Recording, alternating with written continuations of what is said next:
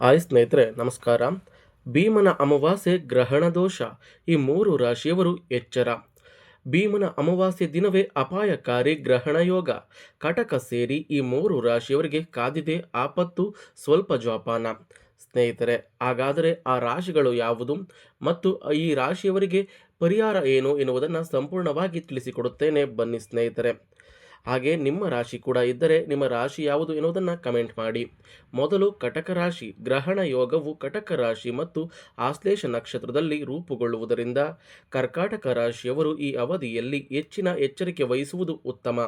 ಮಾನಸಿಕ ಒತ್ತಡ, ಗೊಂದಲ ಅಥವಾ ಕಾರಣವಿಲ್ಲದ ಆತಂಕ ಕಾಡುವ ಸಾಧ್ಯತೆ ಹೆಚ್ಚಾಗಿದೆ. ಯಾವುದೇ ನಿರ್ಧಾರವನ್ನು ಆತುರದಲ್ಲಿ ತೆಗೆದುಕೊಳ್ಳದೆ ಶಾಂತವಾಗಿ ಯೋಚಿಸಿ ಮುಂದುವರಿಯಿರಿ. ತಪ್ಪು ತಿಳುವಳಿಕೆಯಿಂದ ದಾಂಪತ್ಯ ಜೀವನ ಅಥವಾ ಪ್ರೇಮ ಸಂಬಂಧಗಳಲ್ಲಿ ಮನಸ್ತಾಪ ಉಂಟಾಗಬಹುದು.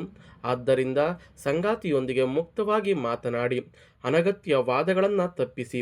ಇನ್ನು ಹಣಕಾಸಿನ ವಿಚಾರದಲ್ಲಿ ದೊಡ್ಡ ನಿರ್ಧಾರಗಳನ್ನು ಆತುರದಿಂದ ತೆಗೆದುಕೊಳ್ಳಬೇಡಿ. ಸಾಧ್ಯವಾದಷ್ಟು ದೂರ ಪ್ರಯಾಣವನ್ನು ಮುಂದೂಡುವುದು ಉತ್ತಮ. ಇನ್ನು ಸಿಂಹರಾಶಿ. ಸಿಂಹರಾಶಿಯ ಅಧಿಪತಿ ಸೂರ್ಯನಾಗಿರುವುದರಿಂದ ಈ ಗ್ರಹಣ ಯೋಗ ಪ್ರಭಾವವು ವೃತ್ತಿ ಮತ್ತು ಗೌರವದ ಮೇಲೆ ಕಂಡುಬರುವ ಸಾಧ್ಯತೆ ಹೆಚ್ಚಾಗಿದೆ. ಕೆಲಸದ ಸ್ಥಳದಲ್ಲಿ ಸಹ ಉದ್ಯೋಗಿಗಳು ಅಥವಾ ಮೇಲಧಿಕಾರಿಗಳೊಂದಿಗೆ ಭಿನ್ನಾಭಿಪ್ರಾಯಗಳು ಉಂಟಾಗಬಹುದು. ಆತುರದ ಮಾತುಗಳಿಂದ ಸಮಸ್ಯೆ ಮತ್ತಷ್ಟು ಹೆಚ್ಚಾಗದಂತೆ ಎಚ್ಚರವಹಿಸಿ. ಆಪ್ತ ವ್ಯಕ್ತಿಯಿಂದ ತಪ್ಪು ತಿಳುವಳಿಕೆ ಅಥವಾ ನಂಬಿಕೆಗೆ ಸಂಬಂಧಿಸಿದ ಸಮಸ್ಯೆ ಎದುರಾಗುವ ಸಾಧ್ಯತೆಯೂ ಇದೆ. ಆದ್ದರಿಂದ ಈ ಅವಧಿಯಲ್ಲಿ ಕಚೇರಿಯ ಕೆಲಸದ ಮೇಲೆ ಹೆಚ್ಚಿನ ಗಮನ ಹರಿಸಿ. ನಿಮ್ಮ ವೈಯಕ್ತಿಕ ಅಥವಾ ಗೌಪ್ಯ ಮಾಹಿತಿಯನ್ನು ಇತರರೊಂದಿಗೆ ಹಂಚಿಕೊಳ್ಳುವುದನ್ನು ತಪ್ಪಿಸಿ. ಯಾವುದೇ ಪ್ರಮುಖ ನಿರ್ಧಾರ ತೆಗೆದುಕೊಳ್ಳುವ ಮುನ್ನ 2 ಬಾರಿ ಯೋಚಿಸಿ ನಿರ್ಧಾರ ತೆಗೆದುಕೊಳ್ಳುವುದು ಉತ್ತಮ. ದುಡುಕಿ ತೆಗೆದುಕೊಂಡಂತಹ ನಿರ್ಧಾರ ನಿಮ್ಮ ಜೀವನಕ್ಕೆ ಮುಳ್ಳಾಗಬಹುದು, ಎಚ್ಚರಿಕೆ. ಇನ್ನು ಕನ್ಯಾ ರಾಶಿ. ಈ ಅವಧಿಯು ಕನ್ಯಾ ರಾಶಿಯವರಿಗೆ ಹಣಕಾಸು ಮತ್ತು ಆರೋಗ್ಯದ ದೃಷ್ಟಿಯಿಂದ ಸ್ವಲ್ಪ ಸವಾಲ ಆಗಿರುತ್ತದೆ. ನಡೆಯುತ್ತಿರುವ ಕೆಲಸಗಳಲ್ಲಿ ಅನಿರೀಕ್ಷಿತ ಅಡೆತಡೆಗಳು ಉಂಟಾಗುವ ಸಾಧ್ಯತೆ ಇದೆ. ಹೂಡಿಕೆಗಳಲ್ಲಿ ಎಚ್ಚರಿಕೆ ವಹಿಸದಿದ್ದರೆ ಆರ್ಥಿಕ ನಷ್ಟ ಉಂಟಾಗಬಹುದು. ಆರೋಗ್ಯದ ವಿಚಾರದಲ್ಲಿಯೂ ನಿರ್ಲಕ್ಷ್ಯ ಮಾಡದಿರುವುದು ಉತ್ತಮ. ಈ ಅವಧಿಯಲ್ಲಿ ಯಾವುದೇ ದಾಖಲೆ ಅಥವಾ ಒಪ್ಪಂದಕ್ಕೆ ಸಹಿ ಮಾಡುವ ಮುನ್ನ ಸಂಪೂರ್ಣವಾಗಿ ಓದಿ ಪರಿಶೀಲಿಸಿ ಸಹಿ ಹಾಕುವುದು ಉತ್ತಮ. ಆತುರದಲ್ಲಿ ಯಾವುದೇ ಹಣಕಾಸಿನ ನಿರ್ಧಾರ ತೆಗೆದುಕೊಳ್ಳಬೇಡಿ. ವಾಹನ ಚಲಾಯಿಸುವಾಗ ಹೆಚ್ಚಿನ ಎಚ್ಚರಿಕೆ ವಹಿಸಿ ಮತ್ತು ಪ್ರಯಾಣದ ಸಂದರ್ಭದಲ್ಲಿ ಸುರಕ್ಷತೆಗೆ ಆದ್ಯತೆ ನೀಡಿ. ಸ್ನೇಹಿತರೆ, ಈ ಮೂರು ರಾಶಿಯಲ್ಲಿ ವಿಡಿಯೋ ನೋಡುತ್ತಿರುವ ನಿಮ್ಮ ರಾಶಿ ಯಾವುದು ಎನ್ನುವುದನ್ನು ದಯವಿಟ್ಟು ಕಮೆಂಟ್ ಮುಖಾಂತರ ತಿಳಿಸಿಕೊಡಿ. ಗ್ರಹಣದ ದುಷ್ಪರಿಣಾಮಗಳನ್ನು ಕಡಿಮೆ ಮಾಡಲು ಸರಳ ಪರಿಹಾರಗಳು ಕೂಡ ತಿಳಿಸಿಕೊಡುತ್ತೇನೆ, ಬನ್ನಿ. ಜ್ಯೋತಿಷ್ಯ ನಂಬಿಕೆಗಳ ಪ್ರಕಾರ ಗ್ರಹಣದ ಅವಧಿಯಲ್ಲಿ ಕೆಲವು ಸರಳ ಧಾರ್ಮಿಕ ಪರಿಹಾರಗಳನ್ನು ಪಾಲಿಸುವುದರಿಂದ ನಕಾರಾತ್ಮಕ ಪರಿಣಾಮಗಳನ್ನು ಕಡಿಮೆ ಮಾಡಬಹುದು ಎಂದು ಹೇಳಬಹುದು. ಆದಿತ್ಯ ಹೃದಯ ಸ್ತೋತ್ರ ಪಠಣ. ಗ್ರಹಣದ ದಿನ ಹಾಗೂ ನಂತರ ಸೂರ್ಯ ದೇವರನ್ನು ಭಕ್ತಿಯಿಂದ ಆರಾಧಿಸಿ ಆದಿತ್ಯ ಹೃದಯ ಸ್ತೋತ್ರವನ್ನು ಪಠಿಸುವುದು ಶುಭವೆಂದು ಹೇಳಬಹುದು. ಇದು ಆತ್ಮವಿಶ್ವಾಸ ಮತ್ತು ಮನೋಬಲ ಹೆಚ್ಚಿಸಲು ಸಹಾಯವಾಗುತ್ತದೆ ಎನ್ನುವ ನಂಬಿಕೆ. ಎರಡನೆಯದಾಗಿ ಶಿವನ ಆರಾಧನೆ. ಈ ದಿನ ಸವನ ಅಮಾವಾಸ್ಯೆ ಕೂಡ ಇರುವುದರಿಂದ ಶಿವನ ಆರಾಧನೆಗೆ ವಿಶೇಷ ಮಹತ್ವವಿದೆ. ಓಂ ನಮಃ ಶಿವಾಯ ಜಪಿಸುವುದರ ಜೊತೆಗೆ ಮಹಾಮೃತ್ಯುಂಜಯ ಮಂತ್ರವನ್ನು ಪಠಿಸುವುದು ಉತ್ತಮ. ಇದರಿಂದ ರಾಹು ಮತ್ತು ಗ್ರಹಣದ ನಕಾರಾತ್ಮಕ ಪ್ರಭಾವ ಕಡಿಮೆಯಾಗುತ್ತದೆ. ಮೂರನೆಯದಾಗಿ ದಾನ ಮಾಡುವುದು. ಗ್ರಹಣದ ನಂತರ ಅಗತ್ಯ ಇರುವವರಿಗೆ ಹೆಸರು ಕಾಳು, ಬೆಲ್ಲ, ಕೆಂಪು ಬಟ್ಟೆ ಅಥವಾ ತಾಮ್ರದ ಪಾತ್ರೆ ಮುಂತಾದ ವಸ್ತುಗಳನ್ನು ದಾನ ಮಾಡುವುದು ಶುಭವೆಂದು ಹೇಳಬಹುದು. ಸಾಧ್ಯವಾದಷ್ಟು ನಿಮ್ಮ ಸಾಮರ್ಥ್ಯಕ್ಕೆ ಅನುಗುಣವಾಗಿ ದಾನ ಮಾಡುವುದರಿಂದ ಮನಸ್ಸಿಗೆ ನೆಮ್ಮದಿ ಸಿಗುತ್ತದೆ. ಸ್ನೇಹಿತರೆ, ಯಾರೇ ಆಗಬಹುದು, ನಾವು ಮಾಡಿದಂತಹ ದಾನಗಳನ್ನು ಎತ್ತೆಣಿಸಬಾರದು. ಅಂದರೆ ನೀವು ಈಗ ಮಾಡುತ್ತಿರುವ ದಾನ ನಿಮ್ಮ ಅನುಕೂಲಕ್ಕೆ ಮತ್ತು ಜೀವಕ್ಕೆ ಯಾವುದೇ ತೊಂದರೆ ಆಗದ ರೀತಿ ಮಾಡುವಂತಹ ದಾನ. ಆದ್ದರಿಂದ ನೀವು ಕೊಟ್ಟಂತಹ ದಾನದಿಂದ ಇನ್ನೊಬ್ಬರನ್ನು ಆಡಿಕೊಳ್ಳುವುದಾಗಲಿ ಅಥವಾ ಇನ್ನೊಬ್ಬರಿಗೆ ನೋವು ಮಾಡುವಂತಹ ದಾನವನ್ನು ದಯವಿಟ್ಟು ಮಾಡಬೇಡಿ. ಈ ದಾನಗಳಿಂದ ಮತ್ತು ಸ್ತೋತ್ರವನ್ನು ಪಠಿಸುವುದರಿಂದ ನಿಮ್ಮ ಜೀವನದಲ್ಲಿ ಸಂಭವಿಸುತ್ತಿರುವಂತಹ ಕೆಟ್ಟಗಳಿಗೆ ದೂರವಾಗಿ ಶಿವನ ಕೃಪೆ ದೊರೆಯುತ್ತದೆ. 2026ರ ಎರಡನೇ ಸೂರ್ಯಗ್ರಹಣವು ಆಗಸ್ಟ್ 12ರಂದು ಭೀಮನ ಅಮಾವಾಸ್ಯೆಯೆಂದು ಸಂಭವಿಸಲಿದೆ.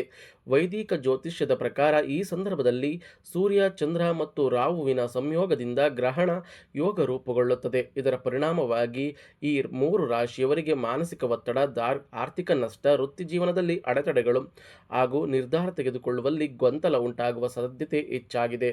ಆದ್ದರಿಂದ ಈ ಅವಧಿಯಲ್ಲಿ ಹಣಕಾಸು ಮತ್ತು ಪ್ರಮುಖ ನಿರ್ಧಾರಗಳ ವಿಚಾರದಲ್ಲಿ ಎಚ್ಚರಿಕೆ ವಹಿಸುವುದು ಉತ್ತಮ. ಸ್ನೇಹಿತರೆ, ನೀವು ಯಾವುದೇ ನಿರ್ಧಾರಗಳನ್ನು ತೆಗೆದುಕೊಳ್ಳುವಾಗ ಗೊಂದಲ ಉಂಟಾದರೆ ಖಂಡಿತ ಆ ನಿರ್ಧಾರವನ್ನು ತೆಗೆದುಕೊಳ್ಳುವುದು ಬೇಡ ಸ್ನೇಹಿತರೆ. ಅಂದರೆ ಗ್ರಹಣ ಕಾಲ ಮುಗಿಯುವವರೆಗೂ ಸ್ವಲ್ಪ ಸಾವಧಾನದಿಂದ ಈ 3 ರಾಶಿಯವರು ಯೋಚಿಸಿ ನಿರ್ಧಾರ ತೆಗೆದುಕೊಳ್ಳಿ. ಏಕೆಂದರೆ ನಾವು ತೆಗೆದುಕೊಂಡಂತಹ ಸಣ್ಣ ಪುಟ್ಟ ನಿರ್ಧಾರಗಳು, ಗೊಂದಲಗಳು ನಮ್ಮ ಜೀವನಕ್ಕೆ ಮಾರಕ ಆಗಬಹುದು. ಎಚ್ಚರಿಕೆ. 2026ರ ಎರಡನೇ ಸೂರ್ಯಗ್ರಹಣವು ಆಗಸ್ಟ್ 12ರಂದು ಭೀಮನ ಅಮಾವಾಸ್ಯೆ ಎಂದು ಸಂಭವಿಸಲಿದೆ. ವೈದಿಕ ಜ್ಯೋತಿಷ್ಯ ಪ್ರಕಾರ ಈ ದಿನ ಸೂರ್ಯ, ಚಂದ್ರ ಮತ್ತು ರಾಹು ಸಂಯೋಗದಿಂದ ಗ್ರಹಣ ಯೋಗ ರೂಪುಗೊಳ್ಳುತ್ತದೆ ಎಂದು ಹೇಳಬಹುದು. ಜ್ಯೋತಿಷ್ಯದಲ್ಲಿ ಗ್ರಹಣ ಯೋಗವನ್ನು ಸೂಕ್ಷ್ಮ ಮತ್ತು ಸವಾಲಿನ ಸಂಯೋಗವೆಂದು ಹೇಳಲಾಗುತ್ತದೆ. ಇದರ ಪರಿಣಾಮವಾಗಿ ಮಾನಸಿಕ ಒತ್ತಡ, ನಿರ್ಧಾರ ತೆಗೆದುಕೊಳ್ಳುವಲ್ಲಿ ಗೊಂದಲ, ಮೊದಲೇ ತಿಳಿಸಿದಂತೆ ಗೊಂದಲ ಹೆಚ್ಚಾಗುತ್ತದೆ. ಗೊಂದಲ ಉಂಟಾದರೆ ಖಂಡಿತವಾಗಿ ಯಾವುದೇ ಕೆಲಸಗಳಿಗೂ ಕೈ ಹಾಕದೇ ಇರುವುದು ಉತ್ತಮ ಸ್ನೇಹಿತರೆ. ನಿಮಗೇನಾದರೂ ಆತಂಕ ಆಗುವುದು ಅಥವಾ ಇನ್ನೇನಾದರೂ ಕೆಲಸ ಮಾಡುವಾಗ ಸ್ವಲ್ಪ ಹಿಂಜರಿಕೆ ಆಗುವುದು, ಅಂದರೆ ಹಿಂದೇಟು ಹಾಕುವುದು, ಆ ರೀತಿ ಆದರೆ ದಯವಿಟ್ಟು ಆ ಕೆಲಸಗಳನ್ನು ನಿಲ್ಲಿಸಿಯೇ ಬಿಡಿ. ಏಕೆಂದರೆ ನಿಲ್ಲಿಸಿ ಮತ್ತೆ ಪುನಃ ಬೇಕಾದರೆ ಪ್ರಾರಂಭ ಮಾಡಬಹುದು. ಆದರೆ ಆತುರದಲ್ಲಿ ನಡೆದಂತಹ ಕೆಲಸ ಮತ್ತೆ ತೊಂದರೆ ಆಗಬಾರದು. ಇನ್ನು ಗ್ರಹಣ ಯೋಗ ಎಂದರೇನು ಎನ್ನುವುದನ್ನು ನೋಡೋಣ ಬನ್ನಿ.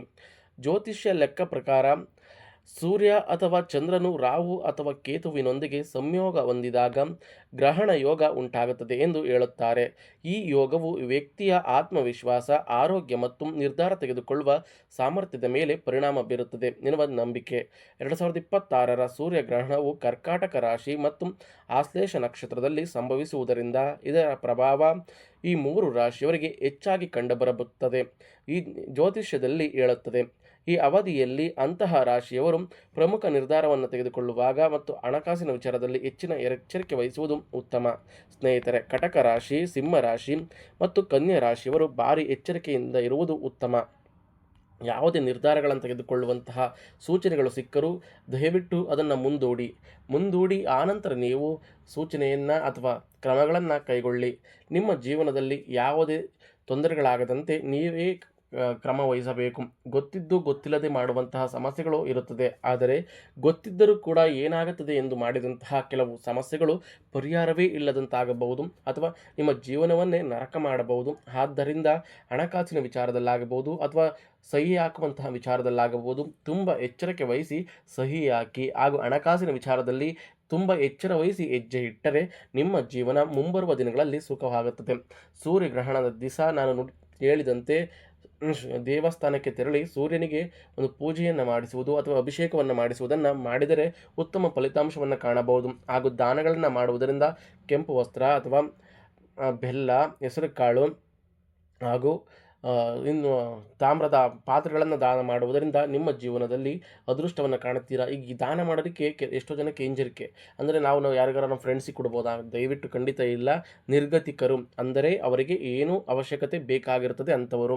ಈಗೆಲ್ಲ ಇರುವಂಥವ್ರಿಗೆ ದಾನ ಕೊಟ್ಟರೆ ದಾನ ಅನ್ನಿಸ್ಕೊಳ್ಳಲ್ಲ. ದಯವಿಟ್ಟು ದಾನ ಮಾಡೋ ಅಂಥವ್ರು ನಿರ್ಗತಿಕರಿಗೆ ನೀವು ಎಲ್ಲಿ ಹುಡುಕ್ಬೇಕು ಅಂದರೆ ಹುಡುಕ್ಲೇಬೇಕು. ನಮಗೆ ಒಳ್ಳೇದಾಗಬೇಕು ಅಥವಾ ನಾವು ಎಲ್ಲರ ಥರ ಚೆನ್ನಾಗಿರಬೇಕು, ನಮ್ಮ ಜೀವನದಲ್ಲಿ ಯಾವುದೇ ತೊಂದರೆಗಳಾಗಬಾರ್ದು, ದಾನ ಮಾಡೋದ್ರಿಂದ ಅನುಕೂಲ ಆಗುತ್ತೆ ಅನ್ನೋದಾದರೆ ಹುಡುಕಿ ದಾನ ಮಾಡಿ, ಅದರಿಂದ ಏನು ತೊಂದರೆ ಇಲ್ಲ ಆಯಿತಾ.